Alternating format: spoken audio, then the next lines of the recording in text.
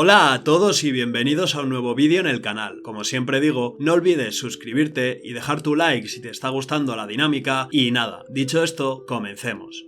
Antes de las reformas de Mario de finales del siglo II y principios del I a.C., la Legión Romana Republicana tenía una organización completamente diferente a la que se suele ilustrar para el periodo imperial. El primer ejército romano, como vimos en el capítulo anterior, se basaba originalmente en el sistema griego de falange y la legión siguió evolucionando a partir de ese origen y de elementos de las tribus latinas de Italia. Para cuando los romanos comenzaron a resistirse al yugo del dominio etrusco, el sistema legionario único estaba firmemente arraigado. Los romanos abandonaron el uso de la lanza hoplita como principal arma de guerra y adoptaron el escudo grande, el scutum, y la espada corta, la gladius, como armas y tácticas de elección. La diferencia más significativa entre las legiones republicanas e imperiales radicaba en su composición social y económica. Salvo en circunstancias atenuantes en las que la propia supervivencia de Roma dependía de utilizar a cualquiera disponible para la defensa, la legión republicana mantenía una estricta jerarquía social. Solo los ciudadanos propietarios de tierras podían servir en circunstancias óptimas y el estatus de la riqueza total de cada uno, junto con la experiencia militar, determinaban su lugar en la infantería. Como antes de Mario cada ciudadano se proveía de armas y equipos de su propio patrimonio, el equipo podía variar, pero había un código uniforme básico que debía seguirse, dentro de lo razonable. Este sistema se ideó por necesidad, pero quizás incorporando el concepto de lealtad a la ciudad y a la moral de los hombres. Dado que el ejército estaba formado por ciudadanos que podían permitirse su propia armadura, era la elección obvia para el servicio. Sin embargo, en los primeros tiempos, el concepto común de que solo los propietarios de tierras tenían un interés real en el resultado de la batalla probablemente desempeñó un papel clave en el desarrollo de la primitiva legión romana. Los soldados de la legión republicana servían de forma muy similar a los de la legión imperial. Podían servir durante un periodo de 20 años y después de ese tiempo eran retirados o eximidos de seguir sirviendo. Sin embargo, a diferencia del ejército imperial, la república anterior no mantenía un ejército permanente, por así decirlo, y los soldados podían o no estar completamente activos durante ese periodo de tiempo. En algunos casos, como durante las guerras púnicas, un solo soldado podía haber prestado un servicio casi continuo a lo largo de sus 20 años de elegibilidad, pero en otros podía haber tenido que prestar solo servicios periódicos en función de las necesidades del ejército y del momento. La organización de la legión republicana consistía en tres clases principales de infantería dentro del sistema republicano, aumentadas con la clase básica de escaramuzadores y un pequeño destacamento de caballería. La legión de este periodo se componía generalmente de entre 4.000 y 6.000 soldados, en varios niveles de infantería, siendo aparentemente 4.200 el número óptimo y más lógico para calcular. Desgraciadamente, Polibio, que proporciona uno de los mejores relatos desde una perspectiva antigua, es terriblemente inconsistente, pero el concepto básico puede determinarse a partir de sus aportaciones. Además, la caballería constaba de entre 200 y 300 soldados por legión. La fuerza de combate, incluso la organización de las unidades dentro de la legión republicana, evolucionó de diversas formas a lo largo de los años, pero en el ejemplo que se sigue, se ilustrará a la legión común desde las guerras púnicas hasta la época de Mario. Bajo este sistema, la legión se componía de la formación manipular, que generalmente constaba de 2 centurias de hombres. Las centurias se organizaban como una unidad base de 60, pero estos números fluctuaban dependiendo del tipo de infantería. Los astati contaban con 60 hombres, a los que se añadían 20 vélites de escaramuza, lo que hacían un total de 80 hombres por centuria. Los princeps parecen haber utilizado centurias de 60 soldados, y los triarios estaban formados por una sola centuria de 60, en lugar de 2 centurias separadas. Con este sistema, la formación básica era la siguiente: 10 manípulos de astati eran igual a 20 centurias de 60 statis con 20 vélites adicionales. 10 manípulos de princeps eran igual a 20 centurias de 60 hombres y 10 manípulos de triarios eran igual a 10 centurias de 60 hombres. En formación, los astati con sus vélites ocupaban la parte delantera de la formación, con los princeps y los triarios detrás. Por lo tanto, el ejército romano se formaba por 1200 vélites unidos a las centurias astatis a efectos de organización, pero ocupando su propia línea en el campo de batalla. Después, los astati, con 1200 hombres divididos en 10 manípulos compuestos por 2 centurias de 60 hombres cada una, los princeps, que eran 1200 hombres en 10 manípulos compuestos también por 2 centurias de 60 hombres en cada una, y los triarios, que constaban de 600 hombres en 10 manípulos compuestos por una sola centuria de 60 hombres cada una. Cada centuria manipular estaba bajo el mando de un centurión, que era asistido por un optio y otros oficiales. El manípulo permitía una mayor flexibilidad unidad que la antigua falange, en el sentido de que estas unidades separadas de hombres dentro de la formación completa podían separarse entre sí para hacer frente a diversos retos en el campo de batalla. La caballería estaba limitada a una fuerza bastante pequeña en comparación con la infantería. Las alas de caballería de 200 a 300 hombres se organizaban en decurias de 10 hombres cada una, bajo el mando de un decurión. 3 unidades de decurias se organizaban juntas como una turna de 30 hombres y el decurión más antiguo de los 3 tenía el mando total. Pues bien,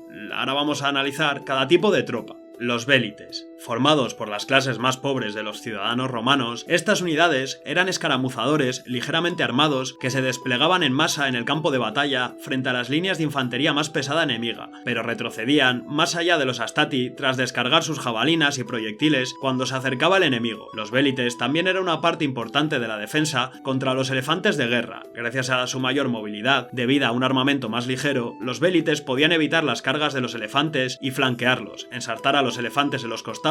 Cuando pasaban era una táctica probada. Los vélites iban armados con una jabalina ligera y un gladius similar al de sus homólogos de infantería más pesada. Al igual que el pilum o la jabalina más pesada utilizada por la infantería principal, la velitratis, que era así como se llamaba la lanza usada por estos tíos, estaba equipada con una punta finamente afilada y delgada, que hacía que se doblara al impactar, reduciendo así su capacidad de ser ejecutada en represalia por el enemigo. Su protección para la cabeza consistía en un ligero casco, generalmente recubierto por una piel de lobo o animal similar. En cuanto a la armadura corporal, llevaban lo que podían permitirse, probablemente simples placas pectorales de bronce o materiales similares, si es que llevaban algo.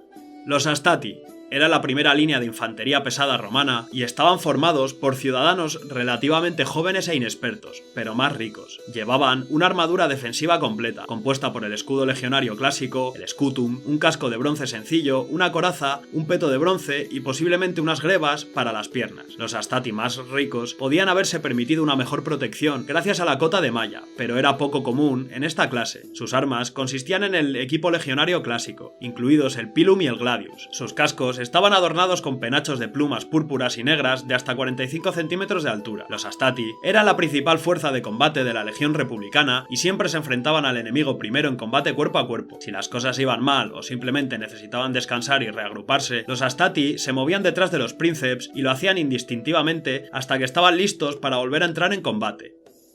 Los princeps. Se les consideraba simplemente la élite de la legión republicana. Estaban en la flor de la carrera por edad y experiencia y constituían la clase más pudiente del soldado romano. Por tanto, eran los mejor equipados, aunque de forma similar a los astati. Aparte de la probabilidad de utilizar armaduras de escamas o cadenas en lugar de simples corazas de bronce, tanto el armamento como el resto de la armadura era prácticamente similar. Simplemente la obligación de los princeps era ganar la batalla. Primero actuarían en socorro de los astati, pero luego llevarían la lucha en serio. Era una táctica interesante y exitosa. Desgastar al enemigo con buenas pero no tus mejores fuerzas que golpear con tus mejores hombres justo en medio de la lucha.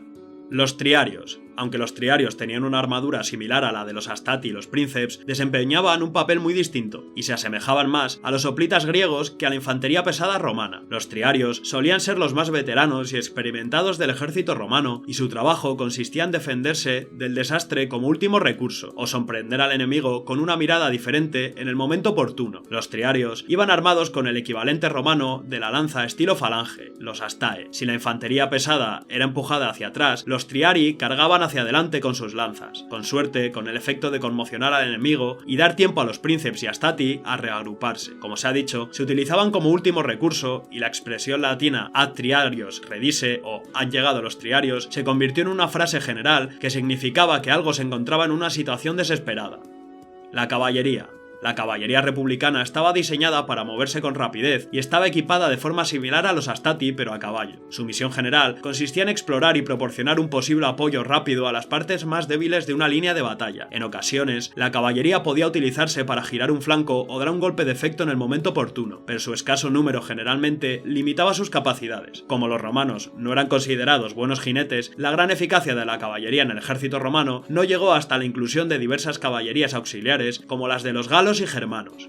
Ahora vamos a hablar de las tácticas generales de la República Romana. Antes de las grandes guerras con Cartago, la estrategia romana era relativamente sencilla. La mayoría de las batallas consistían en una marcha directa de unos contra otros, sin pensar apenas en complicar las cosas. Como la mayoría de los ejércitos se formaban y utilizaban en función de las necesidades, el entrenamiento inicial y continuado era limitado. Hasta las guerras púnicas, Roma rara vez mantenía un ejército permanente y era demasiado arriesgado intentar maniobras complejas con tropas poco entrenadas o experimentadas. Las guerras con Pirro de Epiro y las de Cartago lo cambiaron todo por completo y las estrategias de batalla romanas se vieron obligadas a adaptarse. Los años de brutales derrotas ante Aníbal pueden atribuirse en parte a este hecho y por supuesto a la brillantez del propio Aníbal en el campo de batalla. Hasta el ascenso de Escipión africano hubo pocos comandantes romanos que aplicaron una gran estrategia que no fuera el asalto frontal directo hasta una posición enemiga. Y hasta aquí el vídeo, espero que os haya gustado y nada, dale a like y suscríbete si así ha sido, y eso, nos vemos en la próxima.